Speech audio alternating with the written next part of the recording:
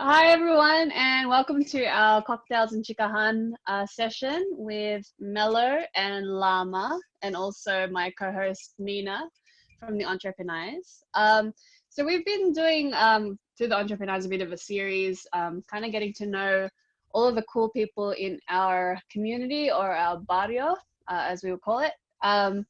And today, as Melo just said earlier, it's a session that kind of feels like the parents are away for the weekend and they left us with like the keys to the car, and we're kind of going on like a little bit of a joyride, because normally these are hosted by Ate Fides or Ate Grace.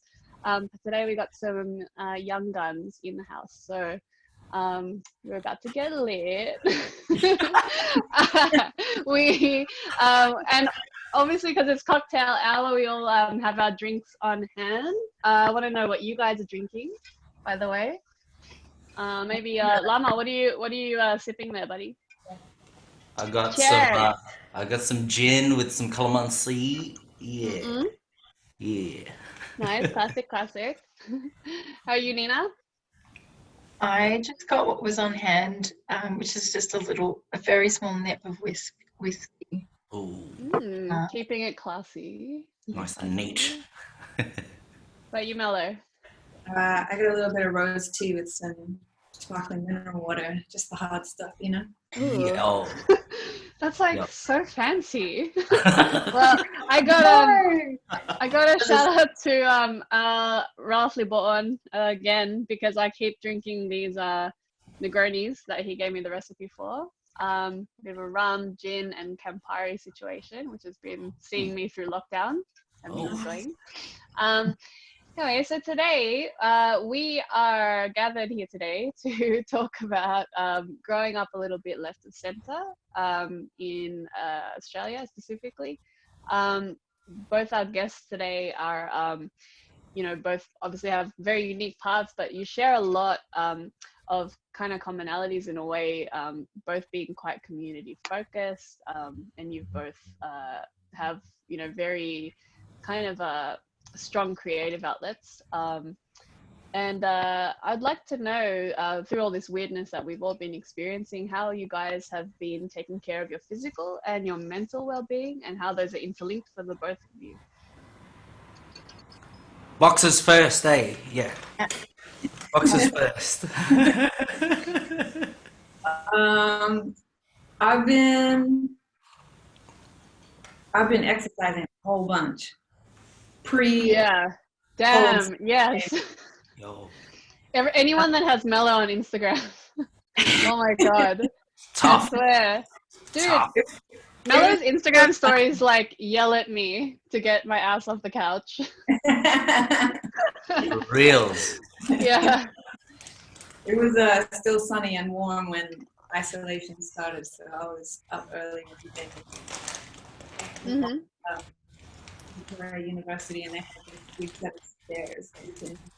I went to the security comes around and kicks me off every time, but I was doing workouts every day there, just trying to keep my fitness up. Because, as Lama said, I think fight as soon as you can.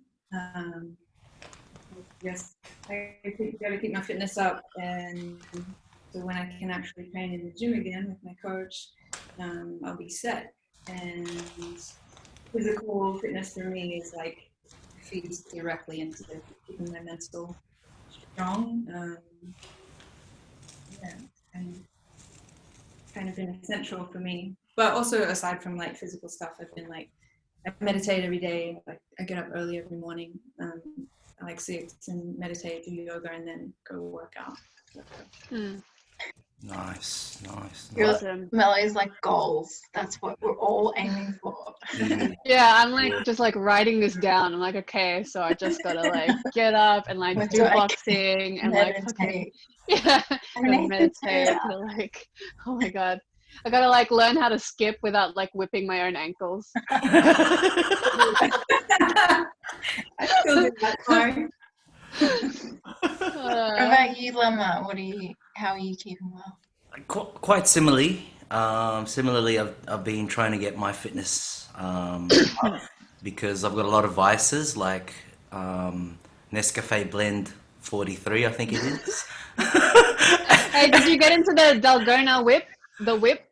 Nah, because everyone else is doing it. I was just like, yeah, look, the amount of things I'm doing already, just that's another thing. It's too much. But maybe I should have. Hey, hello everybody. Here's my whatever you call this whip, and I whip it, and I whip it good, and put a song on. Just whip it, Yeah, do it. whip it good.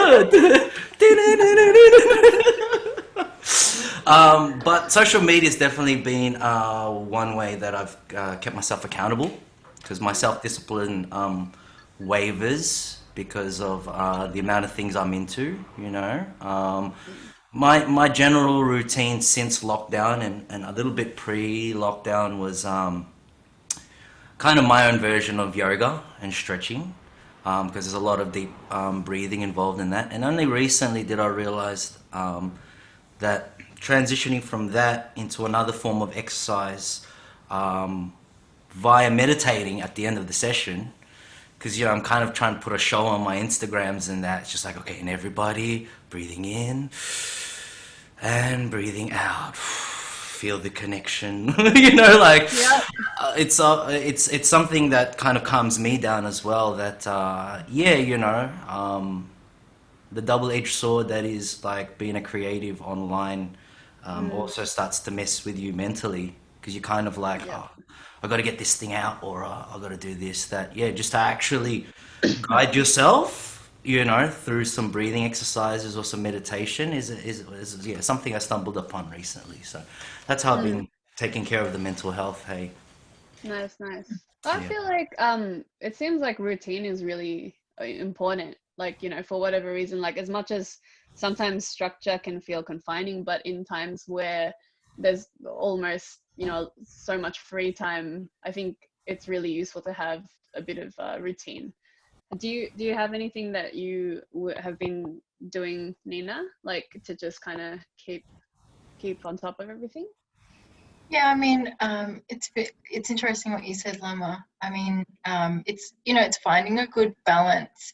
How do we utilize online spaces in a way that's healthy, and Yeah. just keeping in check with that. And I mean, I'm working from home in an office job, and like solid 8 hours just on Zoom meetings, and like it's pretty intense. So, I mean, I think social media can, be really positive, and it's really great I love seeing my friends and seeing what they're up to. But I think, there's a fine balance there between staying connected and maybe it doing you a little bit of harm. So finding a good balance. But I mean, I was said in my last session with Fidesz, my strategy has been to exercise more, but my strategy is to wear active gear every day, and then whether or not I exercise or not, it doesn't really matter, but at least I'm like ready to go anytime. yeah, Like yeah, lunch break, after work, like I'm just ready to go. yeah, So Yeah. that's my strategy. Because my Yeah. partner Sean, he's like in his other clothes. I'm like, yeah, that's just one step between you. It's a barrier between you exercising. Like you just got to be ready to go anytime. Yeah. yeah. Word. Yeah. Yeah. I think early on, I've been freelance writing for probably 4 years now. And I think like early on, that was something that I started doing, just like always wearing active wear, whether I was going to exercise or not, because then, yeah, you're always ready for it. And now I have to, every time I go downstairs to snack, I'm like, no, there's a penalty of 10 push-ups. So Yo. I gotta really, really want to snack because I'm really bad at push-ups. Exercise. Yeah, exercise. Yeah, just moving it in. Okay, so maybe let's get a little bit into each of our backgrounds, because we all have kind of, some really fascinating immigrant stories here in this group. And maybe we just kind of whip around and I guess explain where your family's from, or what kind of like combination of things make up your family, what your family story is about. I don't know, maybe Nina, you want to start us off? Oh yeah. Oh, okay. Well, how about before we start, How about we do a little icebreaker? We have to name our our predominant home name with our families. People may not, but mine is Nin. I've always been Nin. So my actual real name is Christina, and my official nickname is Nina, but my home name is Nin. And I know I have heaps of friends that have really interesting home names.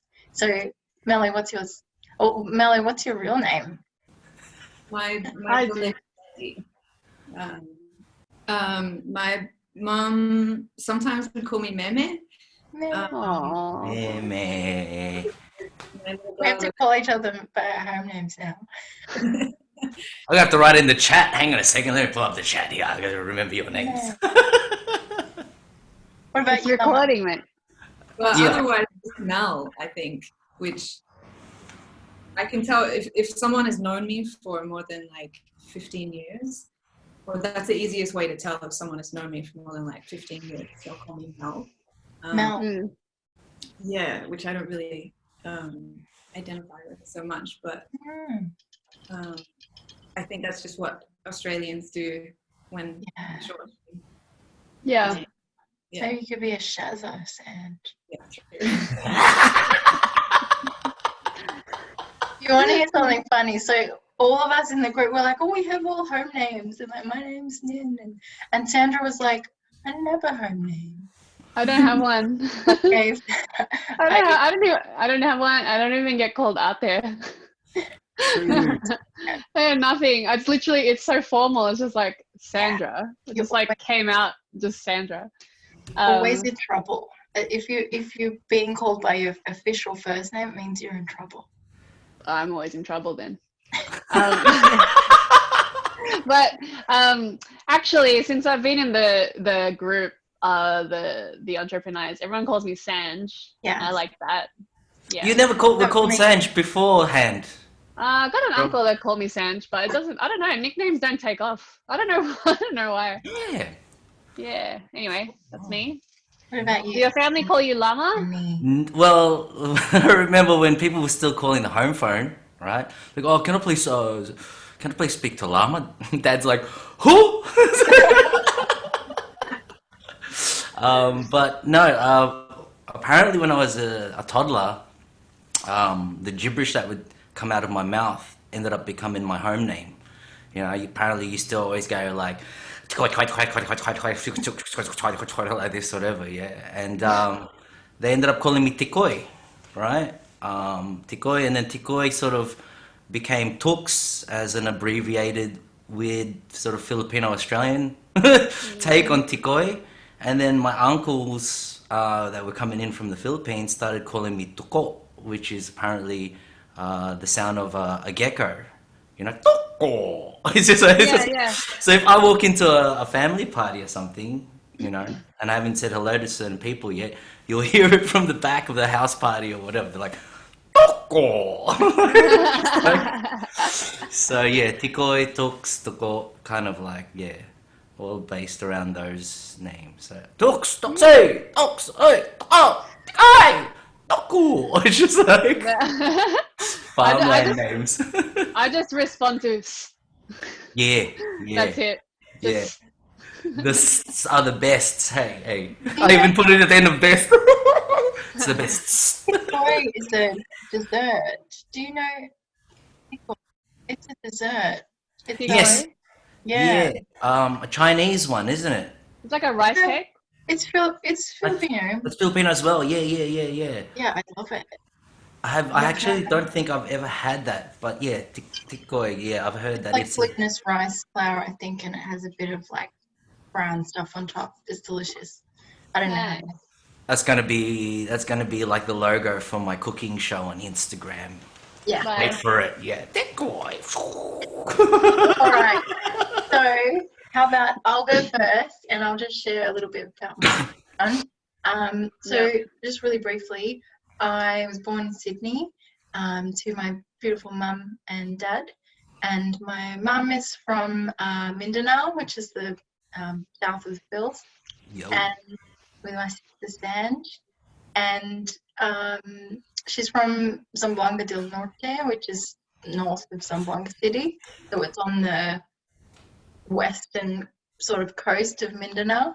And, you know, in terms of my family history, I'm aware that we do have some heritage from Bohol, and also my Lolo's mum, my great Lola, she is from the Span tribe, which is it's a native tribe to that area of Mindanao. So looked into it a little bit more, and apparently that tribe is originally from Indonesia, came several thousands of years ago.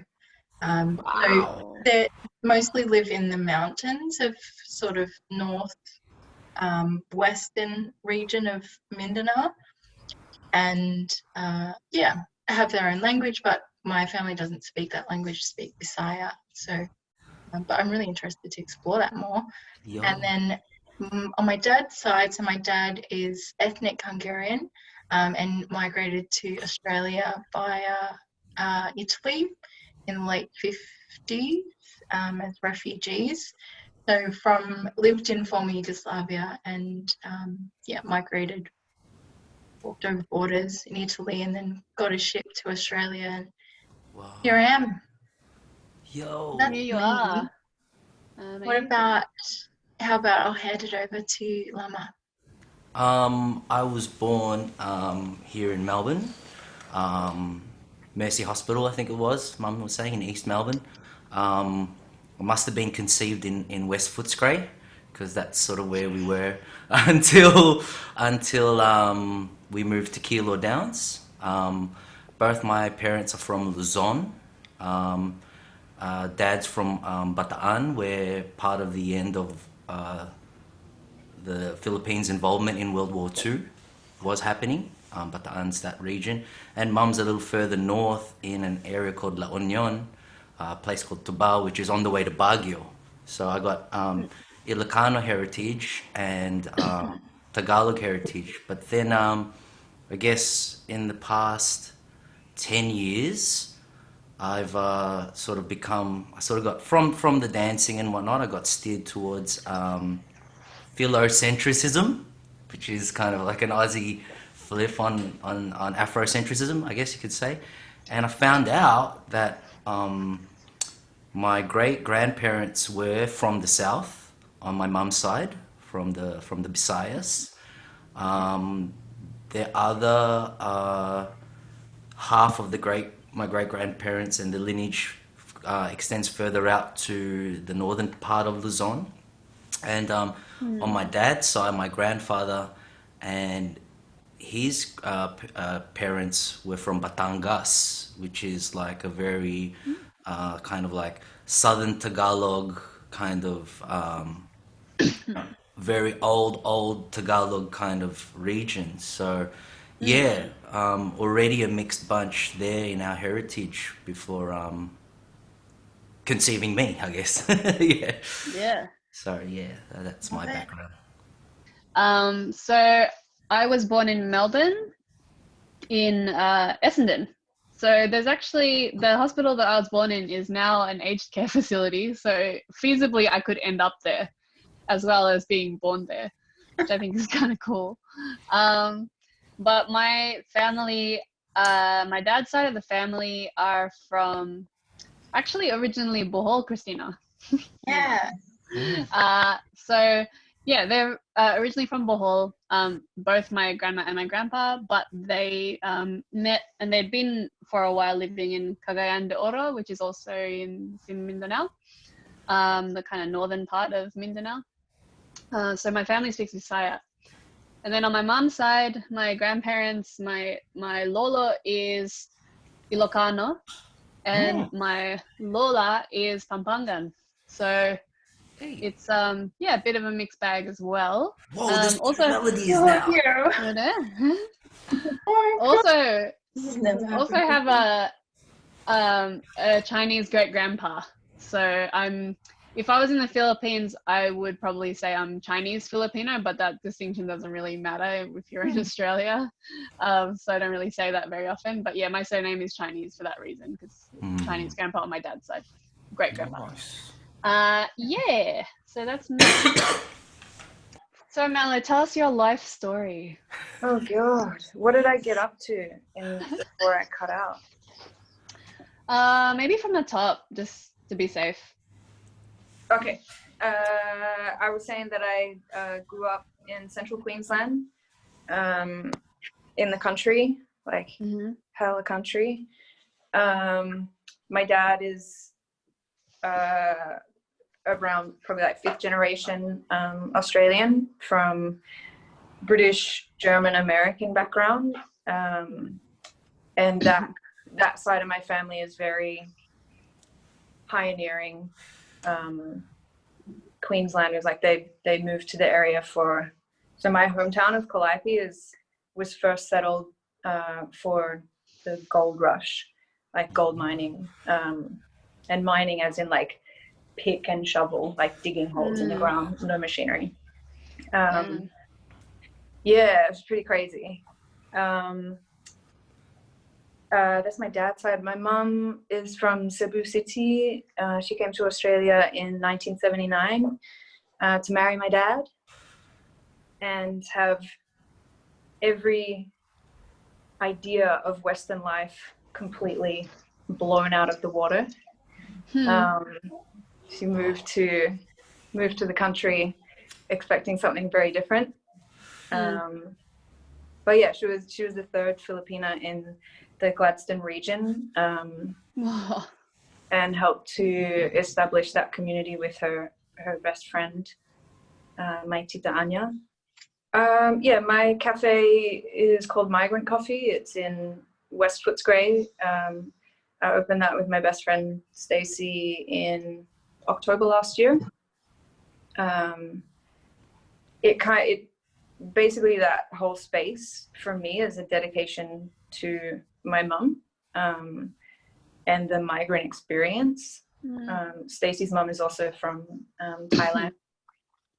And it's kind of we signed the lease probably in March or April last year, so 2019, and it took me 5 or 6 months to physically build the cafe. Like we wanted to do, we call it a migrant philosophy, where we build something from nothing with what we have, even if it's very little. And we did the whole project has been made on very little money.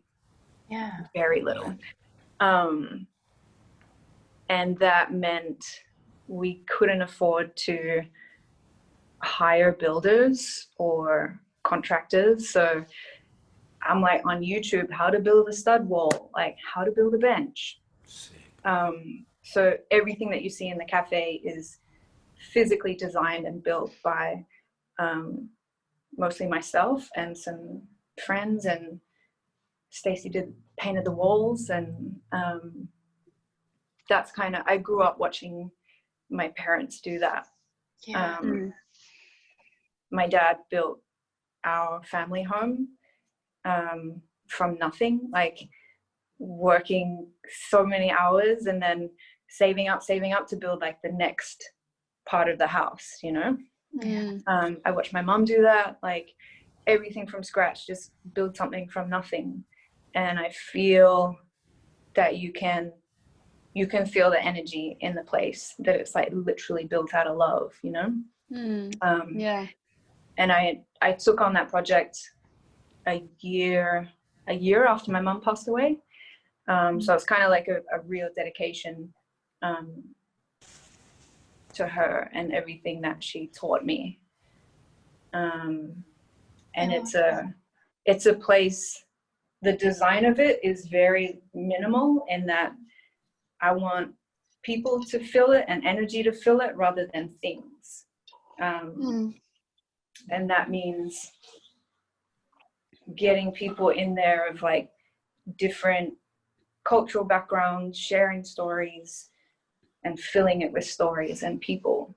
That's the premise of the cafe. So it's like constantly connecting people and culture. Like coffee and bagels are just the vehicle, you know, of how we do that. And aside from that, like I have a clothing label as well, Home Pacifico. That's kind of been on hold a little bit since I've been doing the cafe, but that is also an expression of me kind of connecting to my culture as well. Yeah. I love that. I really love that. It's such a, you know, I think it's really core to a lot of like migrant communities and especially Filipino cuisine. It's that, you know, our inherent resourcefulness and connection to communities. It's like in our bones, you know, and you've displayed, you know, you're doing that with the migrant coffee, and I love seeing what you've done there, and really interesting to see you come back, you know, from the period that you've closed as well.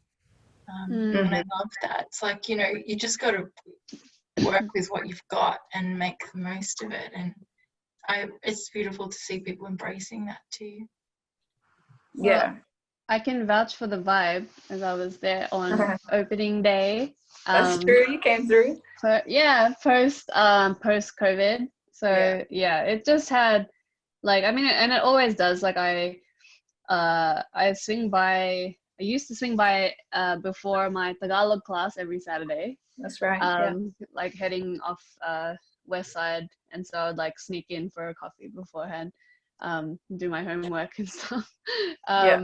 But yeah, what I love about it is the intent is very clear. It's a space that is open to people coming in and you know, experiencing hospitality in its purest form.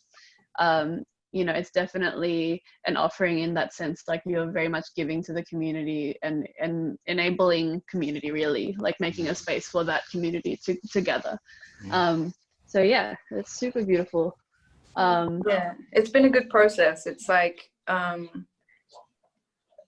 didn't want to make a Filipino cafe or a Filipino restaurant, you know, but there's like, if you're Filipino, you get the little pops of flavor that are in like the menu or our branding, you know, like you'll see the Jeepney font in our logo, like the bird is a Filipino duck, like Philippine duck. There's like little pops, but I'm not like, we're a Filipino cafe, you know. I just, it's kind of, I like to be subtle, you know, but it's there because it means like people can make it their own as well. Yeah, absolutely. Well, from like physical community and from like, you know, seeing face to face, I mean, Lam, I know, like, I've been following your what you've been doing on Instagram and your various channels to kind of bring together a community, you know, regardless of place, really, like, you know, bringing together dancers from everywhere. Maybe you want to speak on that a little bit and why that became an outlet for you. Yeah, I don't know, perhaps because I grew up with lots of people around me all the time, always meeting new people. My parents, and I guess to a sense, both mum's side and dad's side of the family, and you know, and their siblings, there was always people going to them to talk. They were always the hosts of certain parties and always accommodated and entertained a lot of people, and somehow that must have filtered into, you know, how I ended up. I didn't set out to become like an educator on you know, the arts of hip hop or Filipino things or whatever it is that I do. But yeah, like it kind of makes sense that it fell in line with you know, what my parents and relatives did, because in a way we're all kind of like public servants that work off working with other people, if that makes sense. Yeah, I've never really had to talk about, you know, my role with community and bringing people together, but I think because I'm so used to having all walks of life in the house, you know, like my earliest sort of introduction to oh, you know, that person is this and that person is that, and this family's going through this, and you know, he's unfortunately gone through some bad things like this and that. Sort of, it's like, all right, okay, cool. And he's from that background, she's from that background. Just sort of was automatically sort of, I guess you could say, ingrained into my programming as a child. That when I fell into dance and then trying to make a living as a dancer, it went from being coming from a competitive aspect, you know, for the people who don't know, in breaking or break dancing, and then it went to the other part of the spectrum where, you know, I'm an educator or a counselor or something for youths, predominantly at the time, youths from, you know, culturally and linguistically diverse backgrounds, newly arrived. I forget the proper term.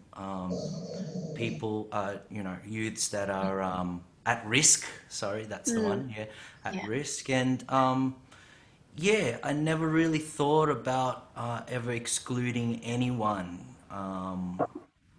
You know, whether or not that came from a pure place, or, you know, it was sort of like, hey, I'm kind of feeling a bit sorry for this person or that group, that they should be included in this conversation, or in, you know, it's, I don't know, it's still something that I'm actually trying to figure out. But I do enjoy just being with a lot of people. That I eventually moved to Japan because back in 2010, 2011, as amazing as Melbourne's culture was, and I was like, you know, ask Melo, you know, she caught me like at their place in Brunswick, which was the Soul, what was it called again, Melody? The House of House Soul. of Yeah, the yeah. House of Soul, like, and you would meet all types of different people there, you know, from various backgrounds, all part of like, you know, an underground part or facet of Melbourne's scene, and you know, I would be out at bars and clubs all the time dancing and whatnot, but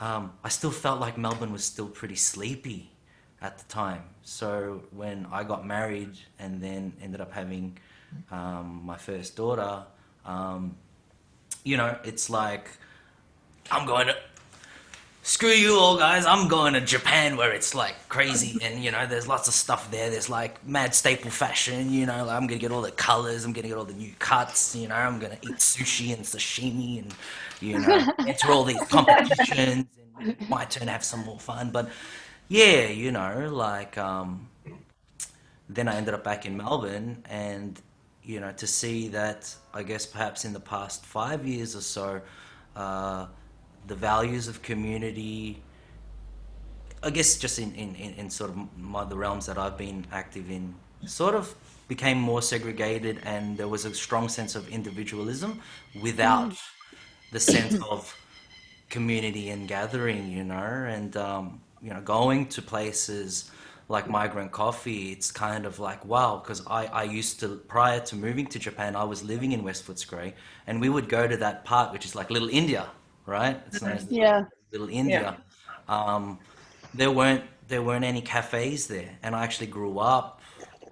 My parents used to live in a flat just by the train line, so I know that I've seen that area change, and to actually have a cafe there now, it's like it brings that same energy that exists, you know, in Footscray, right? And it's helping push it further out, you know, and then I Yeah. feel like it's going to continue to push out, and you know, there's a lot more families in that area. That area used to be real like dodgy. It was super dodgy back in the day. The characters I would come across just going to the local supermarket there, just like all sorts of characters, you know. And then now it's so much more safe. I feel a lot more welcome there. Like I don't have to look over my shoulder. That I can go in for a coffee, and you know, meet all different types of people that, you know, interestingly enough, are not as sorry to bring this side of things up, but I kind of feel like cafes had a bit of, you know, there was a bit of a pretentiousness in certain cafes in certain areas. Like you For couldn't go, oh, sure. hey, how's it going? You know, like let me, you know, have my poached eggs and smash avo. you know, strange looking Yeah. Chinese man. You know, like, Yeah. A For blonde sure. hair. Yeah, for sure. Yeah, I think yeah. That was actually probably the biggest surprise for us, was that we made an assumption about who our customer would be, our main customer would be, and we assumed that we would have a very diverse, not even diverse, but just, we thought all our customers would be brown like us. Yeah. But to be honest, they're majority young, hetero white families. Yeah. And I'm like, what? Like, you know, Melo, I think it's such a contrast, because I mean, you grew up in the country in Australia as well, and I did as well, and we've had chats before about, you know, growing up and, you know, your whole class is Anglo, and then you know, there's like literally one of you, or you'd be lucky if there's one other person, and I know that I didn't have any other. Like everyone was white Anglo, and it's interesting that the flip on that, you know, it's like what was seen to be really different, and you know, you're feeling like not being embraced, it's now being embraced, which is amazing, and it's really nice to see that progression, and it's a really something positive. yeah, for sure. And that's what is so beautiful about the West as well. Like, I think the vibe you're talking about, Lama, is like definitely what I've felt in any cafe on the north side, maybe, you know, like it's a different vibe in the West. Yeah, but don't that's go down south side. Yeah, it's true. I lived in Armadale for a month. I wouldn't recommend it. Yeah, it's a whole other thing. What a beautiful place to be, you know, like I live in Footscray too, and you know, it's like if people want to live in this area, then they're going to embrace all of it, and I think it's really like peaceful, and it's beautiful. I love that. Yeah, I love for that. sure. Yeah, I think that the whole stigma attached to the West is slowly being broken down. You know, I'd been told by someone that the West was frowned upon in the history of Victoria, because when they turned Melbourne into the capital, like way back, Williamstown was vying for the spot of the capital of Victoria. So could you imagine if Williamstown ended up becoming the you know, the capital, like that was our Melbourne, Williamstown, it'd be something like Sydney, you know, by the harbour, by the bay, you know. You know, right. And I guess perhaps because of how things work out in history, they're like, yep, those bloody bastards lost. They gave us a hard time becoming, you know, the capital of Victoria. We're just going to put all the factories there and send all the migrants out there, all the Greeks, Italians, you know, like, and for the longest amount of time, the West was kind of like, you know, oh, boy, don't go there, you know, buy a place out far east, or, you know, in the aforementioned places. But now it's like, hey, affordable living in the West, you got everything around you, it's not too far from the city, like, you know, now it's valued to be 10 minutes, 20 minutes from the city, whereas it's like, no, don't go there, there's too many Vietnamese there and junkies and all that, you know, like. And that Western Bulldogs had to change their name from West Footscray Bulldogs to Western Bulldogs. Come on, man. Funny. I think like what I really love about the conversation that we're having currently is that something that I, you know, maybe a bit like ashamed to say that I only realized recently is that, you know, culture is not something that I think previously, to me, I had this idea that culture was like culture with a capital C, and it was like tied to your history, and like it's almost like your parents and your family are like the gatekeepers of that history for kids that grow up, you know, like a little bit distanced from their home country or their home culture, I guess. Like I always felt that it's this idea that you can only really access like your culture through your parents. If you don't grow up like with any recognizable landmarks of, you know, when I go to the Philippines, it's like, oh yeah, you know, and I'm in Cagayan, it's like, oh, that's where, you know, your parents met there, and that's where your grandpa had a restaurant, and, you know, we used to own some land there. And it's like, I don't get any of that in Australia. So I think I had this mentality that culture or your history or heritage is accessed through the generations previous to you. But now that I've gotten a bit older, and particularly I gotta say, like through the work that we've been doing to the entrepreneurs, like it's made me realize that we keep culture alive, like by living it and having these conversations. Like culture is what, you know, culture is the fact that there's a cafe that's run by migrants. It's called Migrant, and it's like being celebrated, you know, and that's our culture. And it's as Australian as it is Filipino, as it is, you know, XYZ. Like it's alive for the reason that we are living it day to day. It's not something that stays in the past.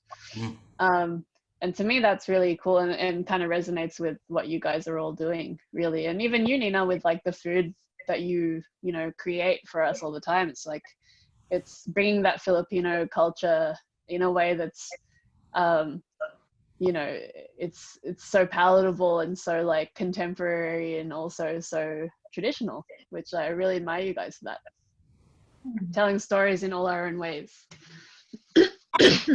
Word. Yeah. I feel like there's something happened with the onset of, you know, our full slates, our little black mirrors, you know, where knowledge sort of became not this thing that was knowledge and culture wasn't something that you just saw around you, it was now something that came off a certain feed of some sort, you know. And you know, hats off to all of you guys, because, you know, I've been following you guys from the time that I did that, you know, you guys are doing something that's left of center. It's not considered the norm, you know. Anyone from like early 2000s would tell you that trying to start a Filipino business or Filipino orientated business, or even a cafe, it's like, why would you do that, you know? Like there was always more things against you as opposed to the support, you know. And I think personally, through my experience, and I think Melo, it'd be great to hear your take on this as well, but like being involved in hip hop culture and dancing, and then, you know, at first, what's the word? Appropriating an American culture, you know, through the media at the time, which would have been music videos, videotapes, DVDs, and then taking it on, and then going overseas to sort of to return to the Mecca, so to speak, and then seeing how lovely the people are and, you know, what they were all about, that we then, at least I did, you know, realize that culture is what we make of it, you know. Culture is who we spend our time with, what kinds of activities we create based around, you know, commonalities, and then enjoying it for the period of time that it lasts, or you know,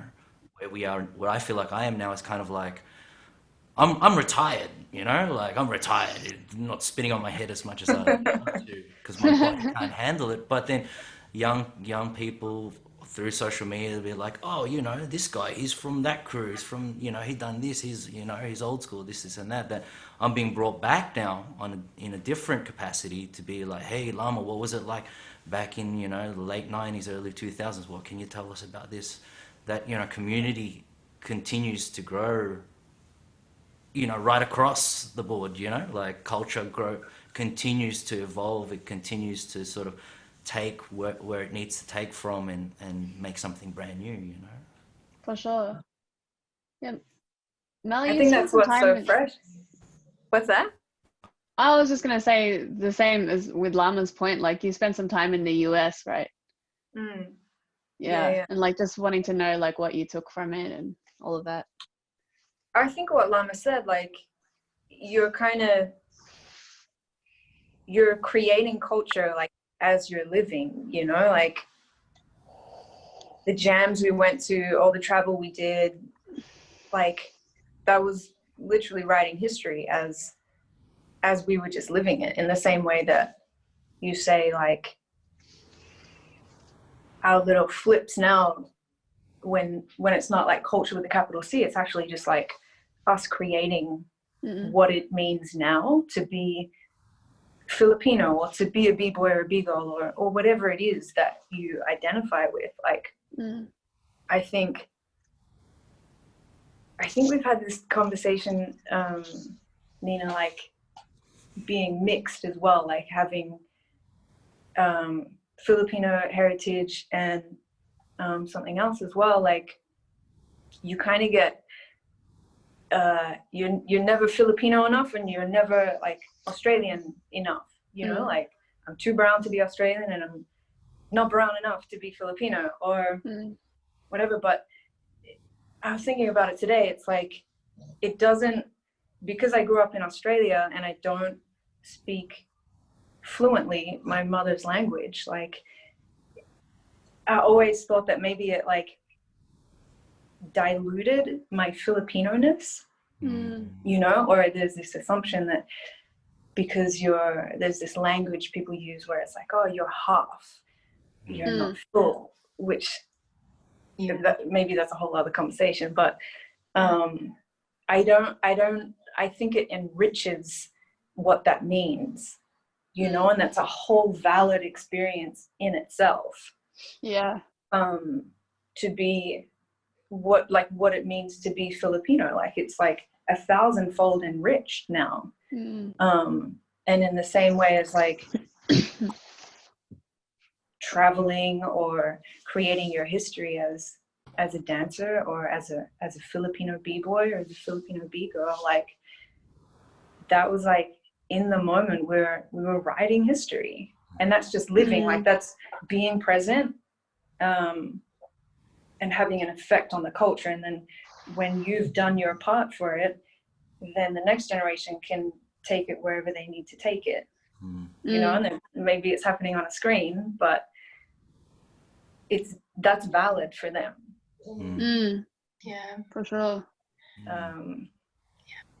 Yeah, I love 100%. that. Like, I think about that a lot, like what the next generation of migrant kids, what their experience is going to be like now that, I mean, I never had, you know, like not to kind of put us on a pedestal, but I never had an entrepreneurs group to look at. I never had like a migrant coffee to go to. Like I wouldn't have known like where I could, you know, do classes with a Filipino guy that does like dancing. Like I just didn't have access to any of that stuff like growing up. And I don't know whether it was maybe in some respects a conscious thing on my parents' part. Like they had a little bit of that, you know, want to kind of raise our kids to be very to not be insulated by a community as such, like, but to kind of be open and accepting of like everyone. So I personally grew up a lot outside of the Filipino community, so it's kind of wild to me now to be part of something like the Entrepreneurs, which you know, the group, and like, you know, shout out to everyone in it, because I feel like we're able to do some pretty cool things for the community. To me, that's still a wild idea that I can give back in that way, because I never really felt like I belonged to that community growing up. And like, even like to your point about not being able to speak your mother tongue, Melo, like I could understand Bisaya like growing up, but I probably wasn't very I wasn't didn't have the confidence to speak it, and I'm still trying now. But you know, even when I tried to connect with other Filipinos, like they were all speaking Tagalog. So even it's like, so even though I can understand my, like, you know, my home language, it still doesn't help me connect with like all these other Filipinos, because they're speaking a totally different language. So it's like these weird, I think we forget maybe that, you know, in our diaspora, like within the archipelago, within all the islands, and now obviously globally, we're so diverse. Like we've always been diverse, and we've always had like multiple stories to tell. So the idea that, you know, you're not Filipino enough, like really that assumes that there's an idea of like a homogenous idea of what a Filipino is, and there's not. Totally, So, totally.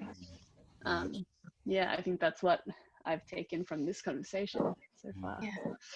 Nice. Yeah, I think, you know, like our experiences that we have had when we were younger, it's like, you know, there's all these messaging about what makes you Filipino, what makes you non-Filipino, you know, and it's like this criteria. If you don't fit to the criteria, then it's like, no, you don't belong. You shouldn't feel like you feel part of, you know, you shouldn't feel that belonging.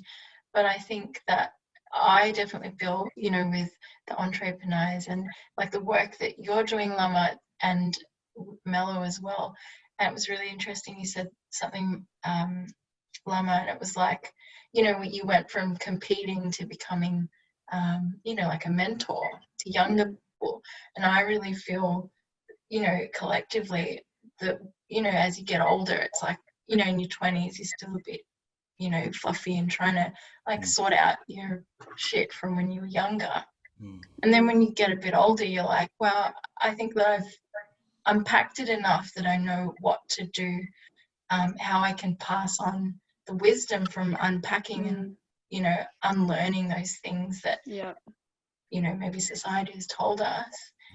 And how do we transfer that into wisdom so that, you know, the generations younger than us, you know, have a better time at, you know, embracing culture and not feeling so conflicted, or, you know, that there aren't all those criteria that make you, you know, belong, that it's not that black and white, that, you know, culture is what we make of it. And yeah, just breaking down those stereotypes, I think, like what you said, Ange, like, you know, embracing the diversity of the Philippines is really important to me, and embracing the diversity that exists within like mixed Filipinos as well, and you know, for there to be more understanding among each other, that we're not, you know, we're not passing on those, you know, the criteria of what makes you right or wrong. Yeah, I mean, I think for me it's like going back to that idea that culture is a conversation. So I'm just being mindful of time, and trying to work out a way to wrap up a conversation that we could probably all have for hours and hours. I'm just getting started. Yeah. Shall we do a part 1, part 2, part 3, part 25?